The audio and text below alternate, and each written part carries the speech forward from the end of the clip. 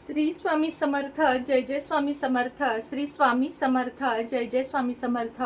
श्री स्वामी समर्थ महाराजांच्या नामस्मरणाने आजच्या व्हिडिओला सुरुवात करूया. शुभ दुपार तुम्हा सगळ्यांना. कसे आहात तुम्ही सगळे? आशा व्यक्त करते स्वस्त असाल, मस्त असाल, स्वामींच्या सेवेमध्ये रममाण असाल. सर्वप्रथम संकष्टी चतुर्थीच्या तुम्हा सर्वांना खूप खूप शुभेच्छा देते. संकष्टी चतुर्थीचा व्हिडिओ अजूनही पाहिला नसेल तर थोड्या वेळानं, म्हणजे जेव्हा तुम्ही हा बघाल तेव्हा तोही बघा, कारण आजचे खूप सुंदर उपाय आणि सेवा मी सांगितलेले आहे. खास करून मुला मुलींसाठी आपल्या आईने कोणते उपाय करावेत ह्याच्यासाठी खास व्हिडिओ आहे.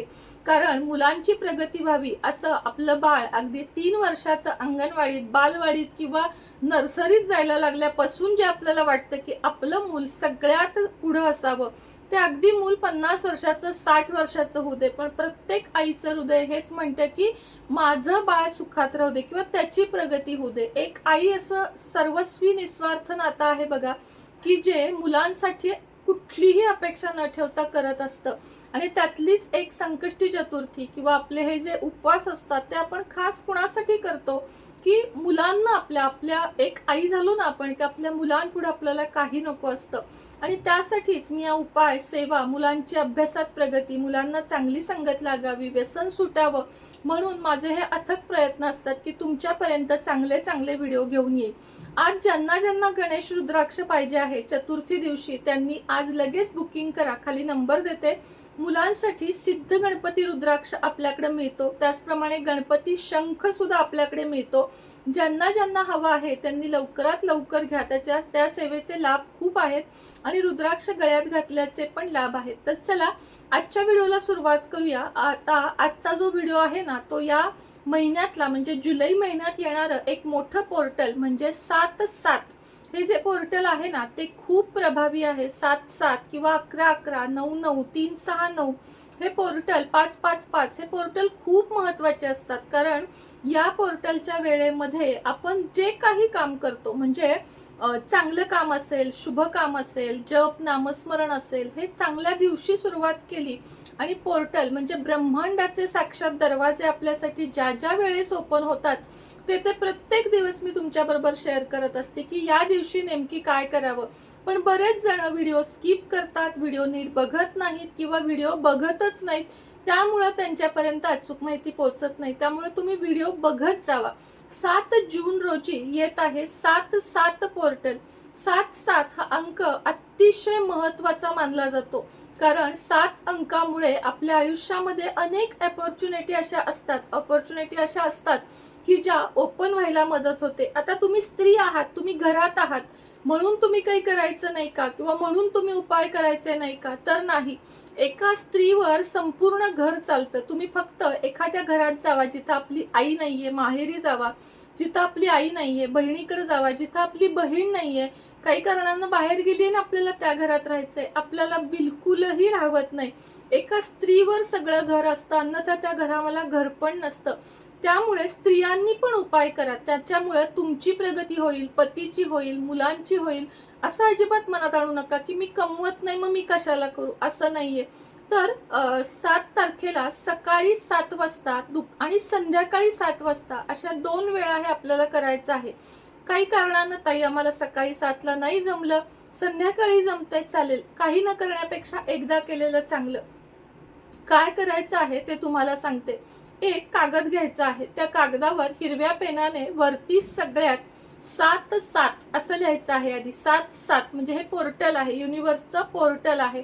7-7 लिहिल्यानंतर ग्रीन पेन, पांढऱ्या कागदावर ग्रीन पेनाने लिहायचं आहे.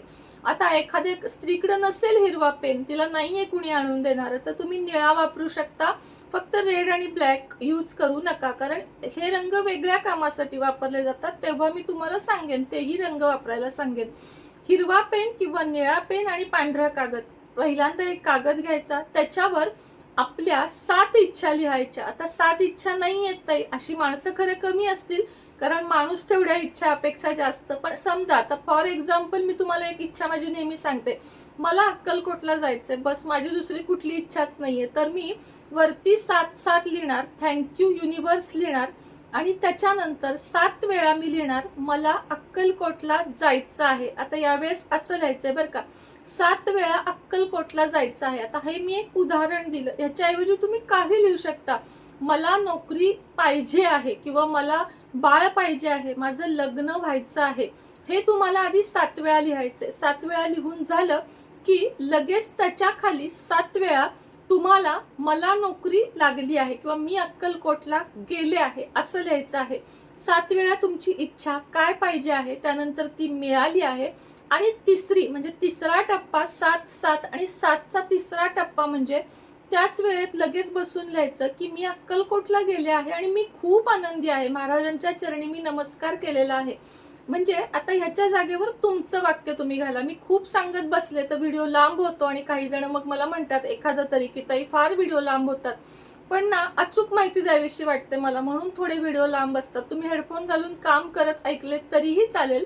की आता तिसरा शब्द तुम्हाला कसा लिहायचा आहे. पहिल्यांदा आपण लिहिलं मला नोकरी पाहिजे आहे, दुसऱ्यांदा काय लिहिलं मला नोकरी मिळाली आहे, आणि तिसऱ्यांदा काय लिहायचं आहे मला नोकरी मिळाली आहे, माझे सगळे कलीग बॉस खूप उत्तम आहेत, आमचं रिलेशन स्ट्रॉंग आहे आणि या नोकरीत मला मनासारखं पॅकेज मिळालं आहे. आता नोकरी म्हटले की हे सगळं लिहिणं आलंच.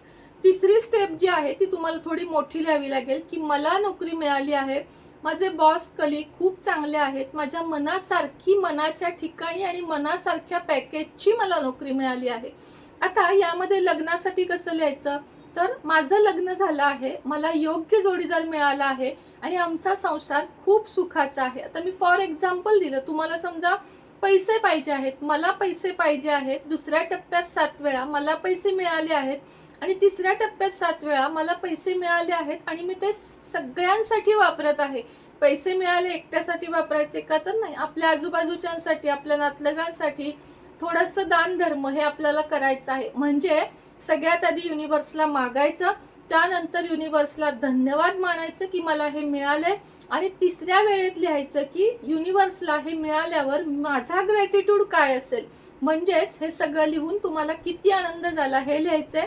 आणि सगळ्यात शेवटी शेजारी शेजारी लिहा, खाली खाली तुम्हाला जसं सुचेल तसं लिहा, आणि सगळ्यात खाली लिहायचं thank you universe, thank you universe, thank you universe. म्हणजेच धन्यवाद ब्रह्मांड, धन्यवाद ब्रह्मांड, धन्यवाद ब्रह्मांड की मला हे सगळं दिल्याबद्दल मी कायम तुझ्या म्हणजे ग्रॅटिट्यूड मला आहे या गोष्टीचा. कसं आहे, आपण ना आपल्याला मिळालेल्या गोष्टींचा ग्रॅटिट्यूड बोलायला खूप कमी पडतो.